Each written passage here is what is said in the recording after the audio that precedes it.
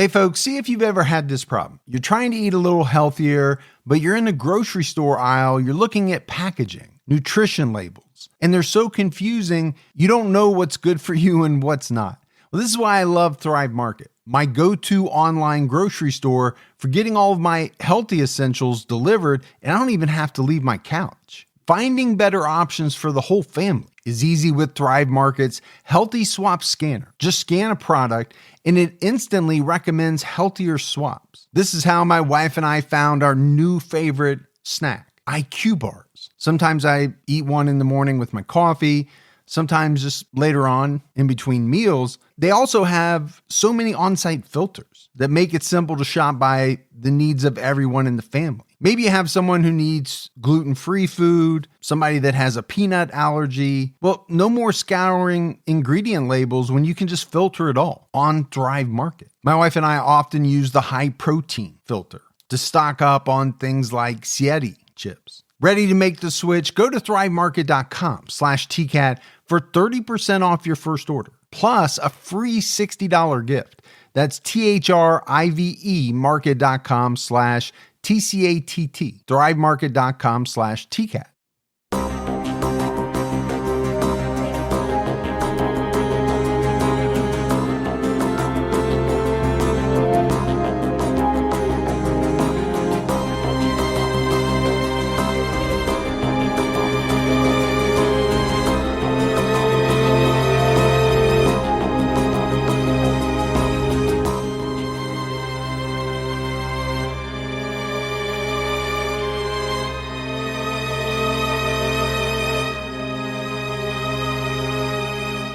Hello, everyone, and welcome to episode 406 of the True Crime All the Time podcast. I'm Mike Ferguson, and with me, as always, is my partner in true crime, Mike Gibson. Gibby, how are you? Hey, I'm doing okay. How about you? I'm doing very well. Awesome. We talked about it on our weekly Patreon, just having a good week, both of us. Yeah, good times. Which doesn't always happen. It does not. Sometimes one of us is having a good week, the other's not. Yeah. Sometimes we're both having bad weeks.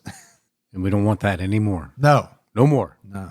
Let's go ahead and give our Patreon shout outs. We had Jason Ash. Hey, Jason. Michelle McCarty. What's going on, Michelle? Nana Greta's daughter. Greta's Dada. Stephanie Casson. Hey, Stephanie. Karis Gaithy. Gathi. Okay. Yeah. Kendall Belland. Hey, Kendall. Stephanie Stanley. Well, appreciate that, Stephanie. Jennifer Lamont. Hey, Lemon. Tony. Hey, what's up, Tony? And last but not least, Sophia Agra Olea. Sophia. Yeah, fun name to say. It is. And if we go back into the vault, this week we selected Melissa Bufonos. Oh, Bufonos. So appreciate the new support, the continued support. We also had a great PayPal donation from Richard Amy. Hey, thanks, Richard. Yeah, thanks to everyone. Gibbs, right now we have a new episode out on True Crime All the Time Unsolved where we're talking about Daniela Vian. She disappeared in 2018, and then months later, they found her body inside her vehicle, submerged in a body of water. But this is one of those cases, Gibbs, where, is it an accident? Was foul play involved? And we'll get into all the details. Yeah, can't wait. All right, are you ready to get into this episode of True Crime All the Time? I am ready. We're talking about Brian Scott Hartman. Hartman was in his 30s. When he was charged with killing both of his parents. And we've had these cases before where, kids kill their parents. This one's different. It's the reasons behind the killing that really kind of jumped out at people, shocked people. I'll say shocking for sure. 33-year-old Scott Hartman lived in Williamsburg, Indiana. His parents were 53-year-old Brian Ellis Hartman and 52-year-old Sherry Ann Hartman. Brian was a self-employed contractor and a farmer. He was described as a homebody who loved living in rural Randolph County. His sister told the Palladium Item she couldn't remember him ever spending a night away from home his entire life. And, there are a lot of people like that. To an extent, I am a major homebody. You really are. Now, I've traveled, I've spent many nights away from home, but there are some people who, they don't leave. their home. They don't leave their small town. They just don't travel. And they're good with that. They're totally fine with it. Yeah. Now, it could be that, work kept him. Being a farmer is kind of a 7-day-a-week thing. It's kind of a tough job to walk away from. Yeah, a little hard just to jet off to maybe Disneyland, right? When you have things that have to be done. Scott is Brian and Sherry's only child. It was said that Brian dedicated his life to his wife, his son, his 2 grandchildren, and a few close friends. Brian's sister Barbara told the Palladium item, Brian was a good grandpa. He really loved his grandkids. They loved him dearly. A relative of Sherry said Sherry's whole life was Scott and those kids. Sound like they were really into their family. Yeah, family was everything to them. That's what I'm getting. It's kind of the vibe here, by the way. Family is everything? Yeah. Yeah. I mean, there's no doubt. And I can tell you when grandkids do come along, they're going to be, our whole world. Oh, those kids don't even know what they're in for. They're going to be spoiled. Oh, for sure. For good or for bad, right? However it turns out, they're going to be spoiled. Scott and his 2 children lived in a second home on his parents' property, which Brian built for them. Brian hoped his son would one day take over his contracting business. So, when you say whole world, Yeah. People can throw that phrase around, but, he's their only child.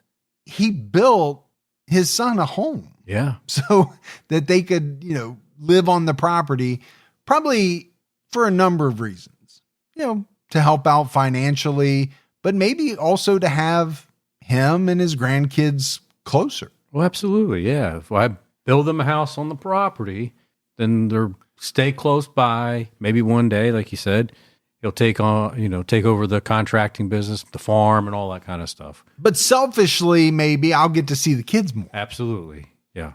I think it's a pretty smart move, to be honest with you. And I think if other people could afford that, they would do the same thing. Yes. Yeah. Not always in everyone's budget, right? To be able to just build a house for their kids. In the 3 years leading up to her death, Sherry Hartman had been battling cancer and emphysema. She was in poor health at the time of her death. Brian's sister Barbara told the Palladium item that Brian supported Sherry through her illness and took on roles he wasn't used to when he felt like he needed a break. He went to see his neighbor and best friend Charlie Ogden to play pool. You used to be a pretty good pool player. Yeah, I was. I remember that one time it was me, Tom Cruise, Jackie Gleason, and Paul Newman. Paul Newman. Yeah. And that was a heck of a game. You all playing with your own sticks? Yeah, exactly. But I want to talk about, this situation. Sherry, Brian, they've been married for a long time. When you have a spouse who goes through a very, very significant illness, cancer and emphysema, or, she's battling Sure. for her life. It was said that Brian had to take on roles he wasn't used to. You're going to have that. Yeah. Oh, yeah. Because Sherry's probably not able to do some of the things that she was before.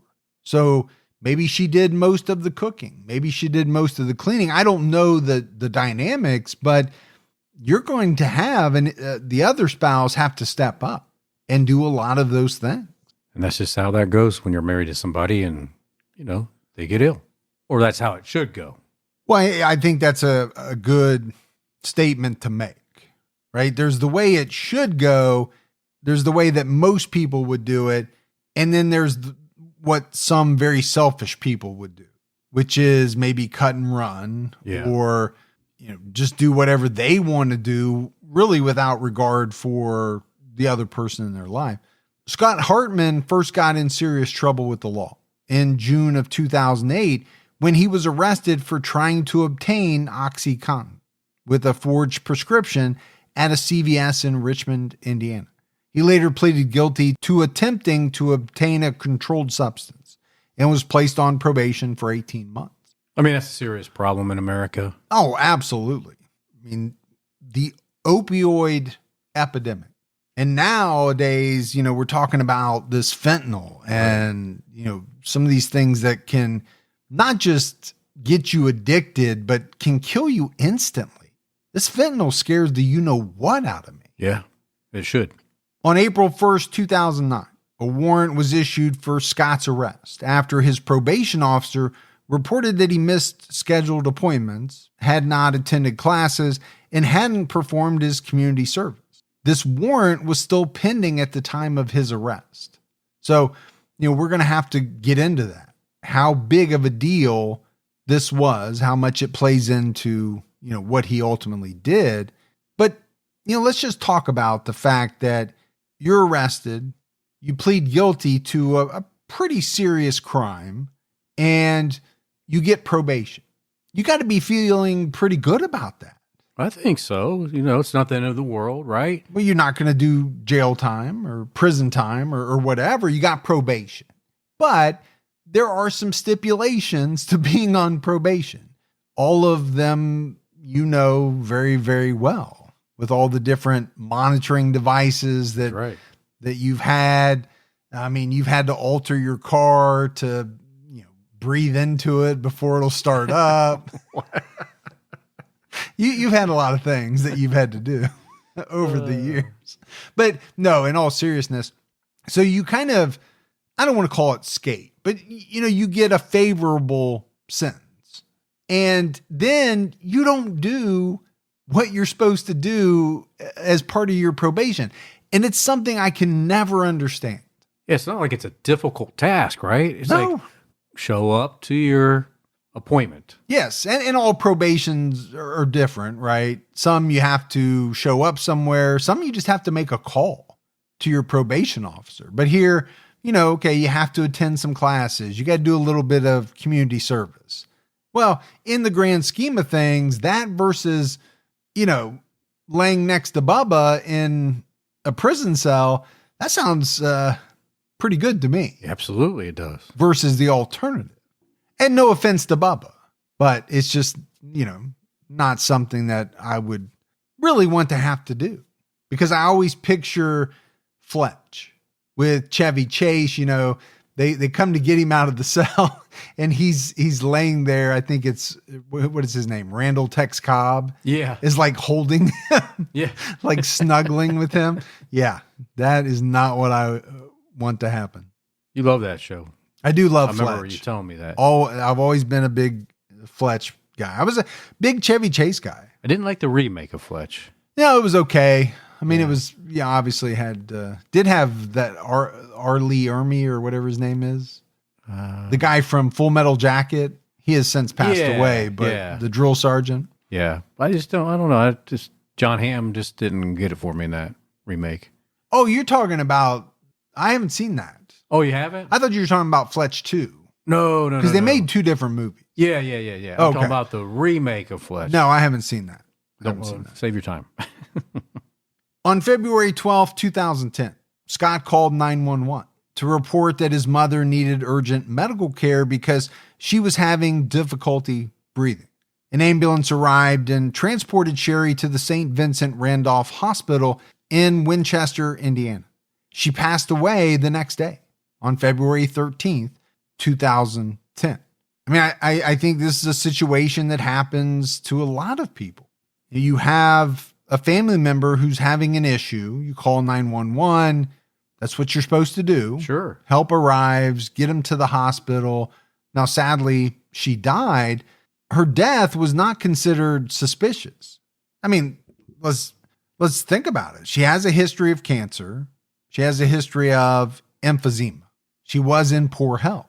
So it adds up. Yeah. To the point where no autopsy was conducted. A hospital bed and oxygen were found at the house, which I think even further supported the belief that Sherry died of natural causes. Her remains were cremated at Scott's request. But after Sherry died, family members noticed that Brian was nowhere to be found. He was last seen by relatives on February 12th. That's the day she went, to the hospital, to the emergency room. And I think very quickly, right? Family members are going to take notice of that. This is his wife. He's been caring for her. Where is he? It's somewhat strange. Yeah. You don't see him at the hospital. You don't see him around. And now we find out that Scott's kind of making all of the decisions about, what should happen to his mother's remains. Now, Scott said Brian was distraught during his mother's final hours and abruptly left to go on a trip, leaving Scott in charge of the funeral arrangements. Brian's family suspected something was going on because we talked about it, right? This guy was a homebody. He didn't like to travel. Relatives also noticed inconsistencies in Scott's stories. Well, that's where you get in trouble, when you start mixing up your stories. Well, you've said it many times, right? If you're not telling the truth, it becomes tougher, right? To stick with one story. If you're telling the truth, that story is going to come out pretty similar every single time because it just is what it is. But you could definitely see why Brian's family would be suspicious at this point, right? They haven't seen him. He loves his wife so much, but during her final hours, he just leaves and goes on a trip. This is a man who never takes trips. Doesn't really add up, does it? No, it doesn't seem to add up at all. When the family came to the house, they saw that Brian's wallet, truck, keys, phone, and checkbook were left behind. That makes it even more difficult to believe. Yeah. I mean, here's a guy who doesn't take trips, but if you are going to take one, things you would need: wallet, your truck, your keys, a phone, maybe a checkbook. Who's taking a trip without those things? Neither one of us. Yeah, no, I'm not going to take my checkbook, but all those other things I'm going to need. At one point, Scott said his father left on February 11th in a car driven by a man he didn't know. He was asked why Brian would leave his keys, checkbook, wallet, and cards behind. Scott claimed his father had $10,000 in cash when he left. So you are going to have to come up with something, right, that explains why your dad left behind all of these things that all of us take with us wherever we go, pretty much. Well, $10,000 cash is a lot of money to have in your pocket. Well, when you don't have your checkbook, you don't have your wallets with your credit cards, debit cards, you're going to need cash, right? To do whatever it is you're going to do. Maybe that was part of the reasoning behind that. And then there's this kind of mysterious man who Scott didn't know that he said picked his dad up. Well, that explains why his truck and his keys maybe were left behind. But again, to me, when I hear these stories, I always think, well, you have someone who is trying to explain the known facts away, right? Or try to make them make sense. Because on their own, they don't. No, they don't. He then told relatives that Brian left in a taxi on February 12th. So again, when you start telling a number of different stories, well, how are you to be believed? People are already suspicious. You're just giving them more ammunition. On February 12th, Scott told friends and relatives he was speaking to his dad every single day, but phone records didn't support this. Well, his dad didn't have his phone with him. So how's his dad making contact with him?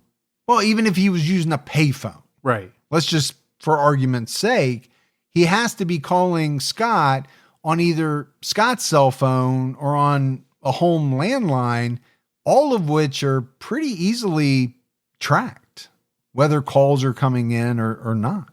And those aren't showing up, so it doesn't make sense. Besides, the only thing you can come away with is that Scott's lying. I mean, at this point, it seems that way, doesn't it? The only recent activity in Brian's bank account was a $2,000 check made out to Scott, which he cashed. Scott told the police that Brian gave him his checkbook and cards to pay for the funeral. But doesn't that sound really suspicious? All of it. Yeah. All of it does, right? When a detective noted that Sherry was still alive at the time Scott claimed his dad left home, Scott didn't respond at first. And then he asked to speak to an attorney. Because, again, you're weaving multiple stories to try to explain the known fact. At a certain point, does a person start to realize that, this is not working? I can't spend this enough, because they're not believing that my dad, who loved my mom, his wife, dearly, would have just taken off in the final hours of her life. Yeah, because it makes no sense for him to do that. The family also learned that Scott filled one of his mother's prescriptions for narcotic painkillers on February 17th, 4 days after she died. And why would you do that?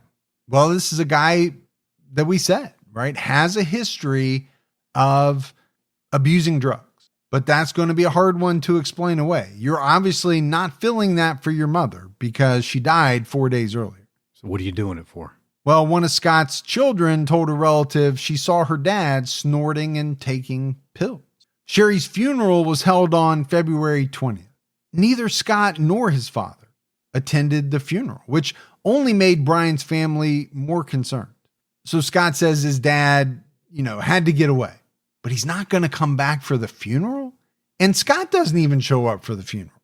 None of this seems believable. And if you're the family that's there, how frustrated are you that neither the husband or the son is at that service?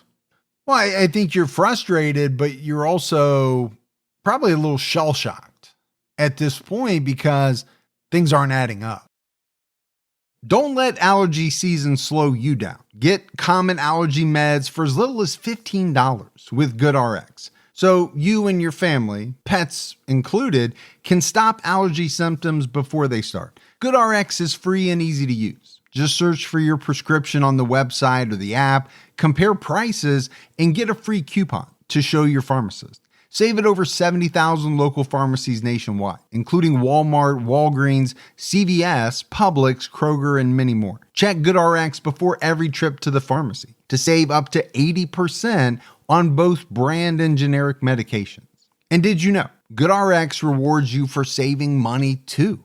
Join GoodRx Rewards today and earn points every time you use a coupon. Remember, GoodRx is not insurance, but works whether you have insurance or not. And it could be your insurance copay price. I've been using GoodRx for years, and I can't tell you how many times I have saved money even with my insurance. Stop allergies before they start and save big on allergy medications this season with GoodRx. Go to goodrx.com/TCAT. That's goodrx.com/TCATT.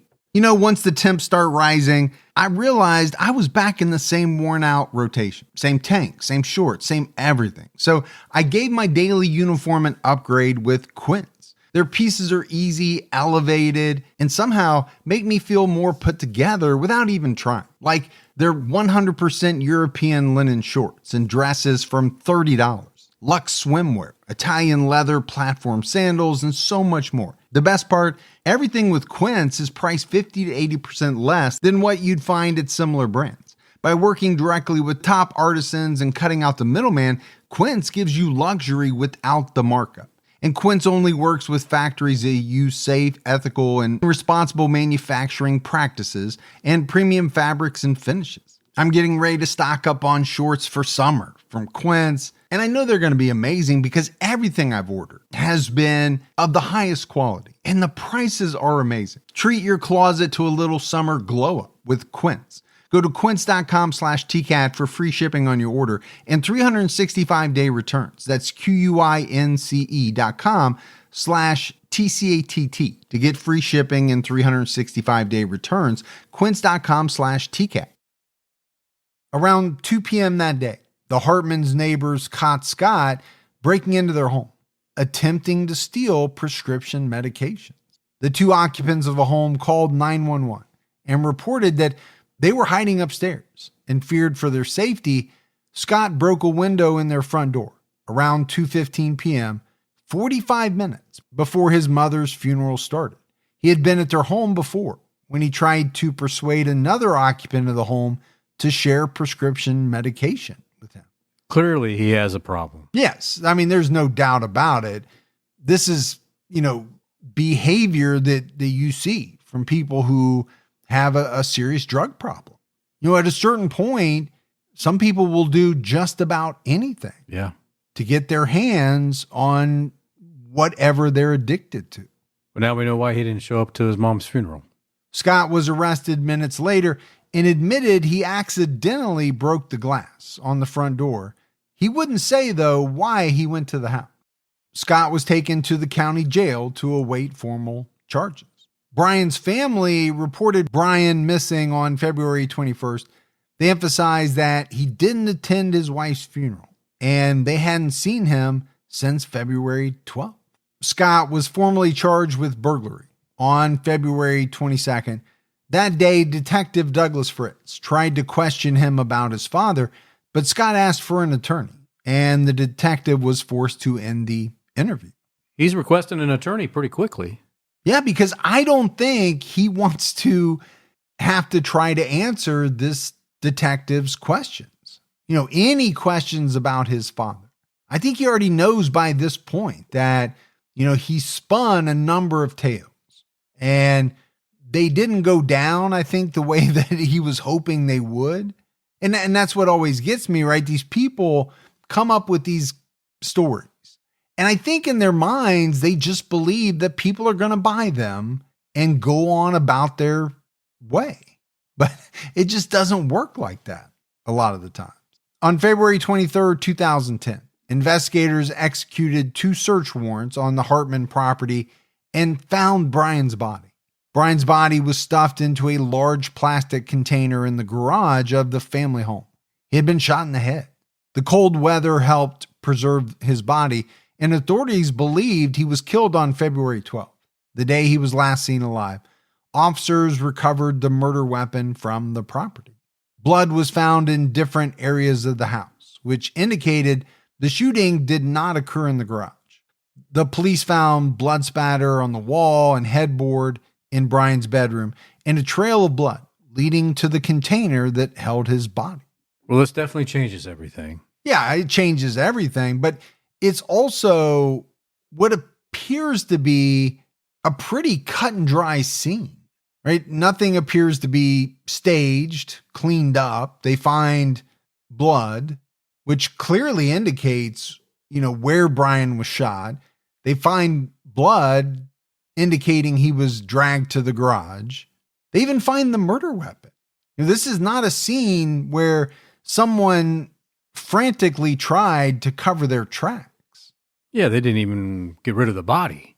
Or the murder weapon or clean up anything. Really nothing. Detective Tom Pullins, who searched the house, returned to the county jail and read the search warrants to Scott. He asked if Scott had any questions. Scott asked if they found anything. Detective Pullins asked Scott if he was indicating that he wanted to speak with the detectives. Scott said he did want to speak with them, so he was taken into an interview room and read his Miranda rights. Scott indicated he understood his rights and proceeded to make an extremely incriminating statement. So at first, he didn't want to talk at all, right? He wants an attorney, doesn't want to speak to detectives. But this question that he asked, did detectives find anything? Well, it seems like a very stupid question.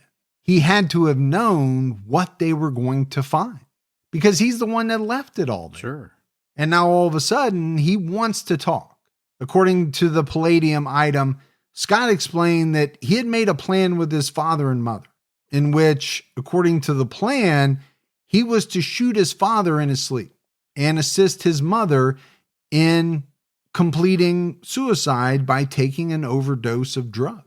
However, based on the details of his statement, it seems as though Brian was unaware of the plan. Scott's statement to the police was detailed in court documents filed later that month.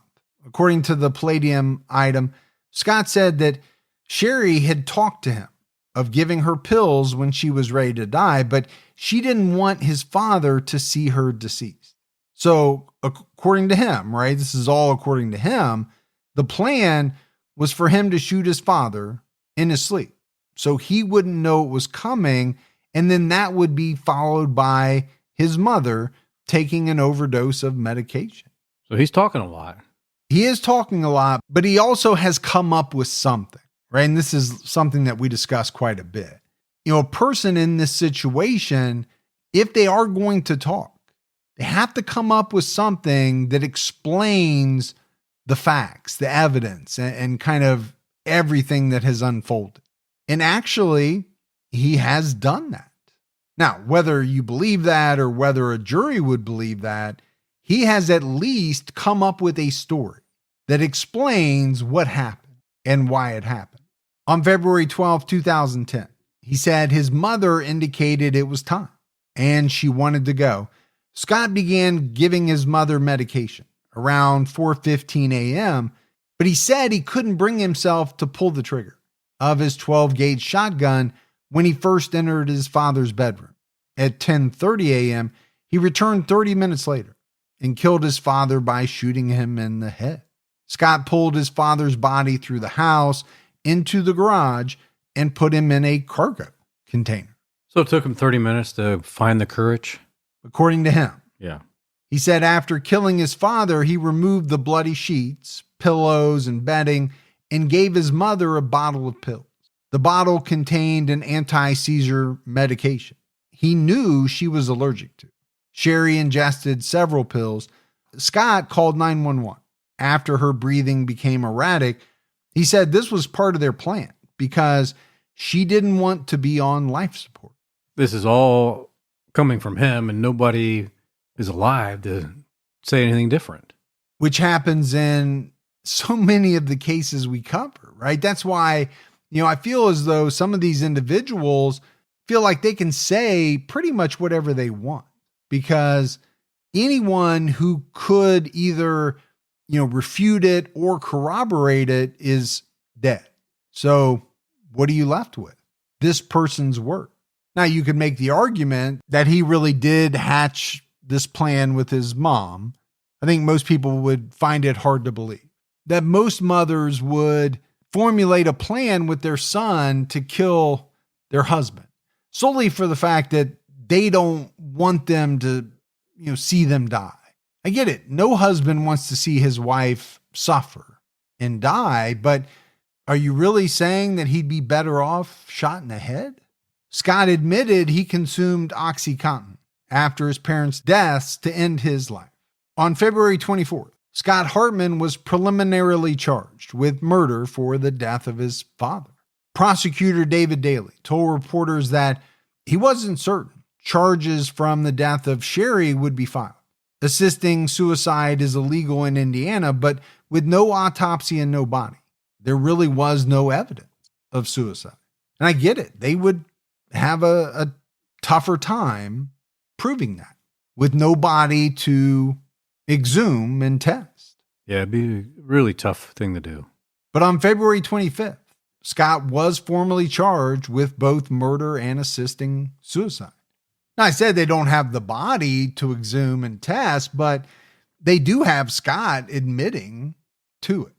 After he was charged with murder, Scott's ex-wife, Angel Marie Hartman, filed an emergency petition for modification of custody of their two children who were 10 and 11 years old.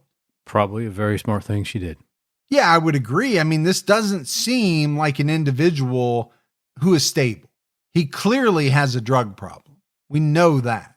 Now, both his mother and father, wind up dead, and he's being charged.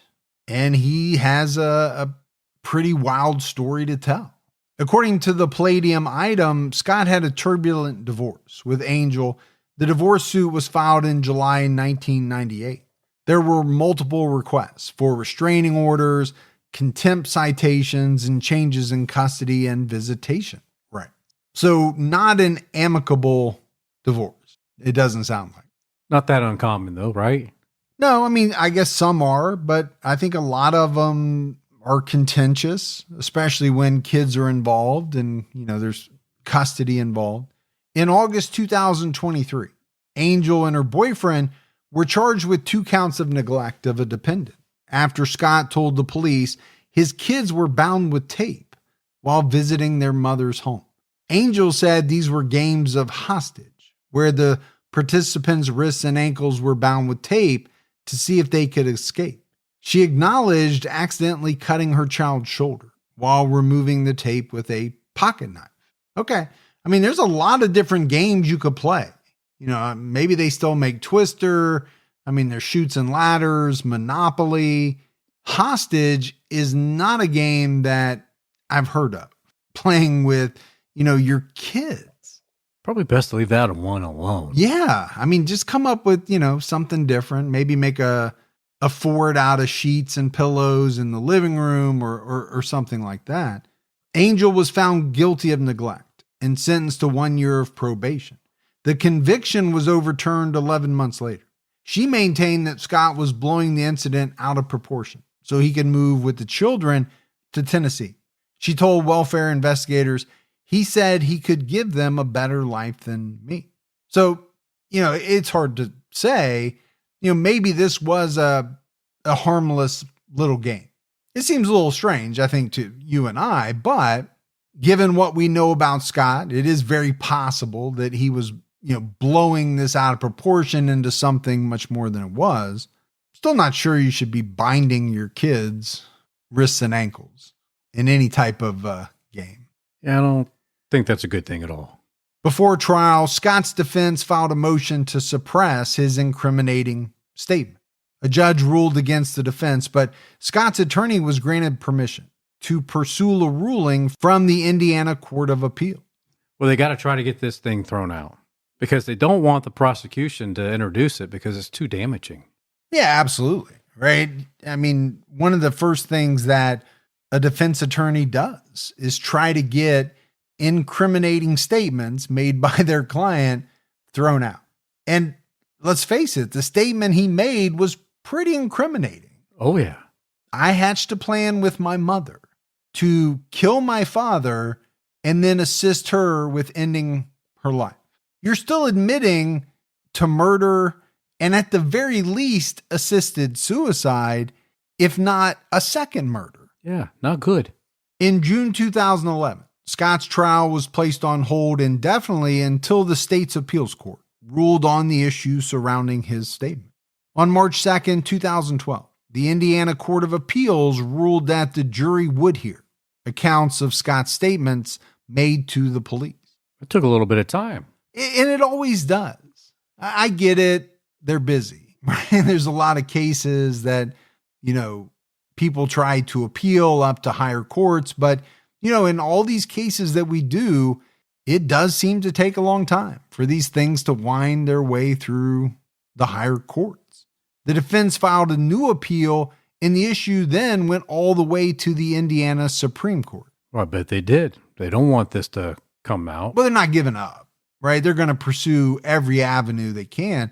On June 7, 2013, the Indiana Supreme Court ruled that Scott's confession could not be played at trial because detectives should not have approached Scott again after he requested an attorney. He had been in custody for 2 days when he made those remarks, and according to the Star Press, the court said that the uncertainty and the stress of the situation was heightened due to the second factor that he had requested the assistance of counsel and that counsel had not been provided to him. So it paid off for him to take it to the Supreme Court. Oh, absolutely. The Indiana Supreme Court also suggested Scott was coerced because his statement was taken in the early morning hours, and a detective falsely told him he was required by law to read the already executed search warrants. So you would have to say, Gibbs, that this was a big win for Scott and his defense team. Oh, yeah, huge. In response to the court's decision, prosecutor David Daly asked to file a murder charge against Scott for Sherry's death. A judge ruled in his favor in August 2013. The defense filed for a dismissal of the entire case, suggesting Daly was being vindictive because the state Supreme Court ruled the confession could not be used at trial. And maybe he was being a little bit vindictive. Yeah, he might have been a little upset that what he thought was going to be a slam dunk case at that time, it wasn't. It was going to be a little tougher. In September 2013, Scott's defense filed a request to try the two charges separately. A judge denied the motion later that month. So why would they want to do that? Well, my thought is, he has never said that he killed his mom. Now, I get it. The statements were not going to be allowed to be introduced. My But I'm thinking that the defense just thought the case against him for Sherry's murder would be so much weaker. It took over 3 years after Brian and Sherry Hartman died before Scott finally went to trial. On October 8th, 2013, Scott's aunt and daughter were the first 2 witnesses called. Barbara Baumgartner testified that Scott called her on February 13th, 2010, and reported that his mother died overnight. He said Brian had just left on a 2-week trip because he promised Sherry he would go out and do the things they never got to do when they were married, per the Star Press. So again, back to this story of in the final hours of his wife's life, he is going to take a trip. Well, now it comes out that Scott said it was going to be a 2-week trip. This for a man who never left home at all. And he's going to go out and do all the things that he and his wife said they would do, but never got the chance to. Now, if you told me he took this trip, 6 months after she died, I would say, okay, that makes sense. He is honoring her. He's trying to, live up to maybe something he told her they would do, but they never got the chance to. But in the context of his wife dying, Gibbs, it just makes no sense at all. There's no way to wrap your mind around it. Now, if I'm sitting on that jury, I'm going to have a really tough time believing this story. You mean Scott's story about his dad's trip? Yeah, me too. Barbara said she thought all of this was suspicious because Brian was a homebody. Barbara and other relatives later went to the home and found Brian's personal belongings there. We talked about that earlier. All of these things had to build suspicion. First you hear that he took a trip. Okay, he never leaves home. Boom. Suspicion level 1. You go to the house, you find all of these things that people would normally take on a trip, and that just further raises that level.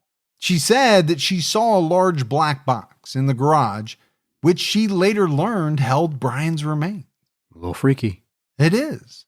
To know, now you're going to find out later, but to know that, you were standing in that garage while Brian's remains were, inside this box. While searching the second house on the property, she found Brian's license and social security card.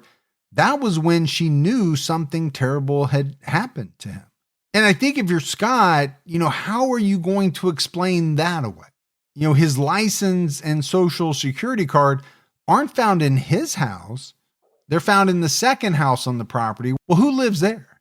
Scott. Yeah. Not looking good. No, it's not looking good. The defense requested a mistrial after Barbara brought up Scott's arrest for burglary, but the motion was denied. So, the one thing you can't say is that his defense team is not trying. They're trying everything. Yeah, they're making efforts. Even the smallest step forward can make a big difference in your financial future. When you open a Chime checking account, you're one step closer to a better financial future with no maintenance fees, fee-free overdraft up to $200, or getting paid up to 2 days early with direct deposit.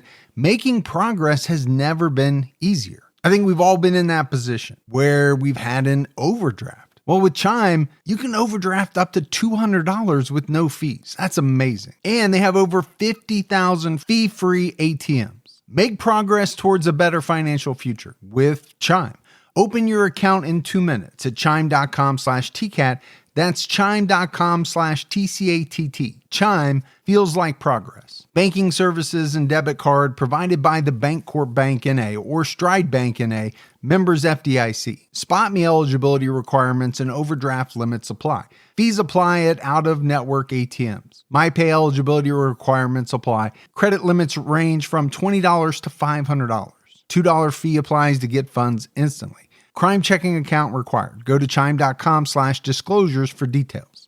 True Crime All the Time is sponsored by BetterHelp. Folks, therapy can feel like a big investment, but let's think about the state of your mind. It's just as important as your physical health. Traditional in-person therapy can cost anywhere from $100 to $250 per session, which adds up really fast. But with BetterHelp Online Therapy, you can save, on average, up to 50% per session. With BetterHelp, you pay a flat fee for weekly sessions, saving you big on cost and time. And you get quality care at a price that makes sense and can help you with anything from anxiety to everyday stress. Your mental health is worth it, and now it's within reach. I've used the BetterHelp service for years, and I love the fact that, I can connect with a therapist in a comfortable spot in my home on my laptop. With over 30,000 therapists, BetterHelp is the world's largest online therapy platform, having served over 5 million people globally. Your well-being is worth it. Visit betterhelp.com/TCAT today to get 10% off your first month. That's BetterHelp, HELP.com/TCATT. Scott's 15-year-old daughter testified that her father had a habit of taking Sherry's prescription painkillers and replacing them in the bottles with over-the-counter medication. For about a year leading up to his arrest, Scott crushed up narcotics, rolled up a dollar bill, and snorted them. And apparently he did this often in front of his children, and then stumbled around the house because he was so high. It's such a problem. It is a problem, but again, you're not going to win Dad of the Year awards when you're acting like this. But people with these types of serious drug problems, this type of addiction, they do things that most of us could never dream of doing. I get it. You're addicted to opiates, but you're snorting this stuff right in front of your kids. I mean, obviously he did because they, were able to tell authorities that he was doing it. And then you're just going to stumble around the house high as a kite. His daughter began crying when she testified that her father broke his promise to stop using drugs by Christmas 2009. She also testified that Scott told her and her brother to stay away from their grandparents' home on the day they were killed. Okay. Yeah, I mean, it's not a smoking gun per se, but when you're adding up everything, probably not too hard for, a juror to make the connection. Why would you warn your kids away if you didn't know that something bad was going to happen? Sherry's physician testified that her brain tumor had not grown since her surgery in 2008. She was chronically ill with emphysema and other illnesses, but she was not on the verge of death when she examined Sherry 10 days before she died. She said Sherry was fatigued but resilient. So is this now going to question, was this assisted suicide or was this just murder? Well, I think for most people, it might swing the hammer towards murder because, his story was that his mother was on the verge of death and she was saying, I'm ready to go. It's time for me to go. And here you have Sherry's physician saying, yeah, she was chronically ill, but she was nowhere near, on the verge of death. She was tired, but she was fighting. Yeah, she was resilient or resilient. Okay, you said it exactly the same both times. Neither one of them correct, but we got what you meant. In closing arguments, prosecutor David Daly told the jury that Scott killed Sherry because he didn't want to leave behind a witness to the murder of his father. Daly presented the testimony of a pathologist who said Brian died of a head wound created by a shotgun blast fired inches from the back of his skull. The prosecution noted that Scott had total control over the crime scene for more than a week before Brian's body was found. So he could have disposed of the body anytime he wanted to. He could have cleaned up. He could have cleaned up. He could have gotten rid of the murder weapon. He did none of that. But it makes sense that if you don't want a witness around, take care of your mom, blame it on something else. But can we talk about a shotgun fired to the back of someone's skull inches away from it? It's going to be brutal. I mean, when you think about shooting someone in the head or someone being shot in the head, it's never going to be a good scene. But depending on what type of gun that's used, the hole may not be that big, or it's going to be gruesome, but a shotgun blast, that's going to be brutal. Yeah. The prosecution acknowledged no autopsy could be performed on Sherry's remains, but a significant number of her recently prescribed narcotics were missing. Well, we know who took those. Yeah, I mean, it's probably not too hard to figure that out. Also, I think if you're on the jury, are you questioning why Scott made the decision so quickly to have his mother cremated? Oh, I think you have to. And you don't know for sure, but I think if you're a juror, it's hard not to. The defense presented no evidence at trial, but in closing arguments, defense attorney Mark Cox argued there was not enough evidence for a conviction. The defense also questioned why Scott would kill his mother, who, according to them, was his drug source. Yeah, but they also said, the prosecution, he'd want to kill her because she would be a witness. On October 10th, the jury deliberated for about an hour before finding Scott guilty of 2 counts of murder. On November 7, 2013, Scott Hartman was sentenced to 120 years in prison. The judge called him the definition of a cold-blooded killer. Pretty harsh. Pretty harsh, but deserved, right? If this thing went down the way that the jury saw it, and you have to think that the judge saw it that way too, or he wouldn't have made that definitive of a declaration. Scott's daughter spoke about how he lied to her after he killed her grandfather. She said she forgave him, but wouldn't forget, and added that he would not be there for her wedding and other important life events. Well, he gave all that up when he decided to pull that trigger. Yes, but you have to feel for his children. Oh, for sure. They lost their father, but they also lost their grandparents. So they're going to miss out on a lot of things over the years. Scott declined to speak at the hearing. In September 2014, the Indiana Court of Appeals upheld Scott's convictions. Scott argued that the murder charge from Sherry Ann's death was based on a desire to punish the defendant for something the law allowed him to do. The court ruled there was no evidence the charge was punishment for Scott's pretrial motion to suppress. In regards to the request to sever his trials, the court ruled, acknowledging the overwhelming evidence against him in the death of his father, Hartman argues that he was only convicted of killing his mother because the evidence showed he killed his father. This then created an improper inference of guilt. This prejudice in the subsequent murder conviction, it follows, would not have occurred had the charges been severed. We find no evidence, nor does Hartman point us to any, that the jury had difficulty distinguishing the evidence as it related to Brian Ellis or Sherry Ann, or that the jury had difficulty applying the law to each offense. The evidence supporting the murder charge for each crime was very different. Therefore, the trial court did not abuse its discretion in denying the motion to sever the charges.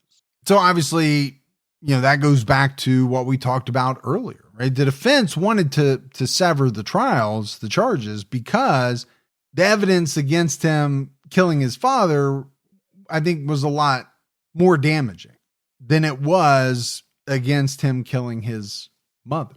But the appeals court found that the trial court, didn't do anything wrong. In March 2015, the Indiana Supreme Court declined to hear Scott's case. Well, based on the outcome earlier, there is no reason to hear it. Yeah, they're pretty selective, right? State Supreme Courts, the United States Supreme Court. I don't know what their criteria is for hearing cases. Sometimes I feel like they don't want to get involved in some of the high profile ones, but you never know. According to the Star Press, Scott's release date is February 2070. Gibbs, he'll be 93 years old. Wow. If he's released. 2070. That's like a date you would hear in a sci-fi movie. Yeah. I'm trying to think how old I would be at that time.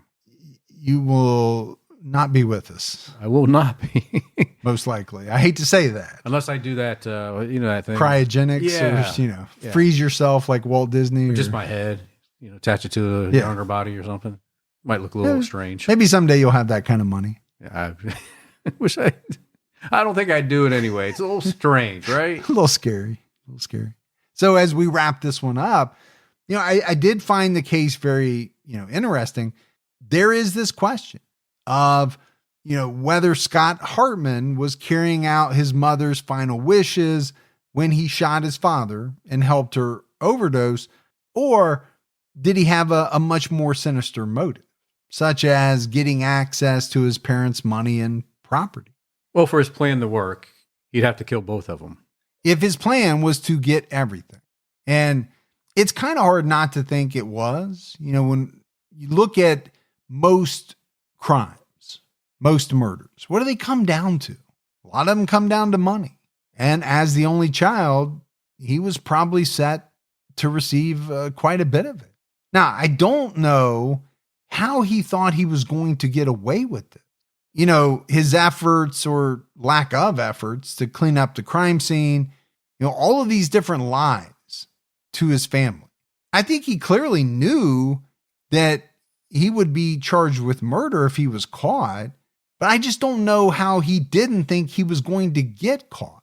Did he really think that everyone was going to buy this story of his father, taking a trip? And when was his father going to come back? Yeah. It seemed like a very short-sighted plan or story. I know I had a real hard time believing it. Well, I think everybody did. Everybody in his family did, and all of that. Again, though, if you have a very serious drug addiction, are you making the best decisions? And was he even coherent enough to come up with believable stories? Yeah, probably not. If he's crushing all these pills and snorting them and all of that, how clearly is he really thinking? Yeah. Because for me, it didn't make sense when he said his mom wanted his dad dead. I know why he wanted. Yes. But it didn't really make sense for him to say his mom wanted his dad dead. No, but, if you're strung out on drugs, does it make sense to you? Oh, probably. And right? maybe it did. And maybe it was as simple as, oh, everybody's going to believe this and, I'll get away with it. No problem. The other question that we have to talk about, because it does remain unanswered, is even if there was a plan for Sherry to end her life, which I don't believe there was, but let's just say there was, it doesn't seem as though Brian was in on the plan at all. Even in Scott's story, his dad didn't know about that. Yeah. It was just between him and his mom. Again, I don't think that's the way it went down, but based on Scott's own statements, it doesn't seem like his dad knew about it, even if it was true. I wonder how he felt if he ever got sober in prison. Did he feel real like, oh, I can't believe I did this? What was I thinking? I always have that question, but like I often say, I'm sure there are people who have real remorse for what they did. And, Scott Hartman might be one of those people, but I think more often than not, people are remorseful for the fact that they're in prison. And maybe the two go hand in hand. Maybe they get skewed or combined. But I think a lot of it is not so much for what they did, because if they could have done it and got away with it, they'd been okay. Yeah. But they didn't get away with it. So now they're remorseful because they're going to spend the rest of their life in prison. Yeah, there you go. That's what I think. But that's it for our episode on Brian Scott Hartman. We got some voicemails, Gibbs. You want to check them out? Let's hear them.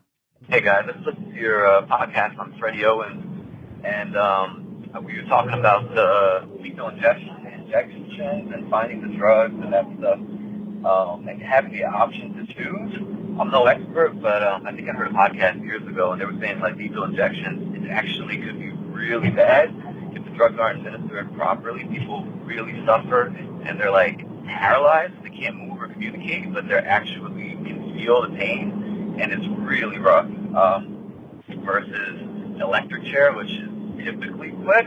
So we've probably seen the Green Mile where it doesn't go that. I'm pretty sure that can happen. But I do think firing squad, that's what I would pick, because you have a bunch of people who know how to shoot. They're aiming for your heart or your head. And, I mean, I think you're pretty likely to die more or less instantly. So, honestly, I think that would be my bet. But just thought I'd give you a little information on lethal injection, because I don't think it's as humane and painless as people tend to think. All right, talk to you guys later. Bye. Well, first of all, I never want to be in a position where I have to choose between any of those. Well, there you go. Because I don't think any of them are foolproof. I mean, something can go wrong in any of those scenarios, right? The drugs don't work the way they're supposed to. The electric chair doesn't work the way it's supposed to. Somebody's aim is off and you get winged a couple times, or, they have to shoot you multiple times before you're dead. I mean, I just think there's a lot of things that could go wrong. What about if you had to just go in a cave with like Jason and Michael Myers, and that's how it happens.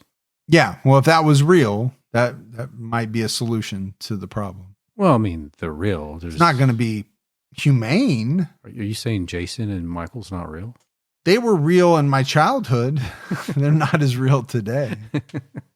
Hey, Mike. Hey, Gibby. This is Joseph Williams. Second time caller for the podcast. I was just listening to the Owens case in Greenville, South Carolina. I am from Anderson, South Carolina. Imagine my surprise. I sit down, fix my breakfast, grab my hot cup of coffee, sit down, turn Spotify on, listen to this true crime episode, and it's just right up the road for me. 45 minutes right up the road. I just want to say that was a pleasant surprise. Always a good way to start the week listening to you guys every Monday morning. Always make sure to have Spotify download my newest episodes from you guys. Thank you so much. Have a great rest of your week, and stay safe and keep your own time ticking. Bye-bye. Man, love hearing that. Yeah. Love it. Man after my own heart, starting a day off with coffee. It's the only way I do it. Coffee and true crime. Actually, the day doesn't get started until I have at least 1 or 2 cups of coffee. Yeah, you get pretty irritable. Yeah, I do get irritable. We do hear this from people from time to time, right? A case hits a little differently when it's closer to home. Yeah. The locations, or you're familiar with the area. It hits a little differently. But I'm glad you liked it. Yeah, absolutely. We had a lot of mailback. So Robert Johnson sent in a Harley chip, and he said in his note, Gibbs, that I had the greatest job because I got to work with you. Well, duh. No. Hey, we do have a good relationship here. No, yeah, we do. He did say something about it'd be great if, when he was working, if you would have been there side by side with him. I think a lot of people feel that way about you. They would like for you to be there with them. Spend time. Give me a call. We'll work it out. Owen sent us in some Tim Tams, and in a first, 2 model airplanes. Awesome. So we each have a model airplane to put together.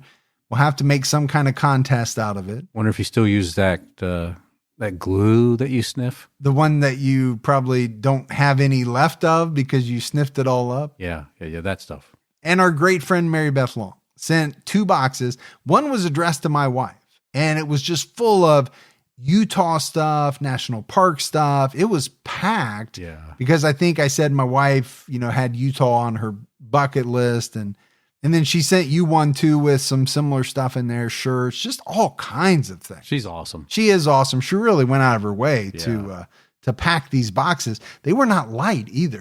I know. I got to find a way to get it from here out to my truck, but I'll do it. So we appreciate that. All right, buddy. That is it for another episode of True Crime All the Time. So for Mike and Gibby, stay safe and keep your own time ticking.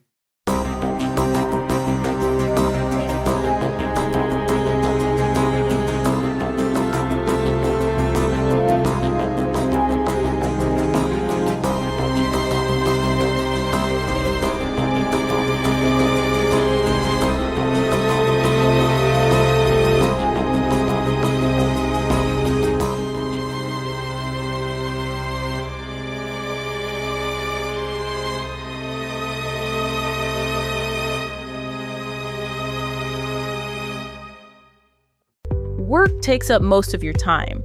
That's why you should use Stamps.com to save time with your mailing and shipping.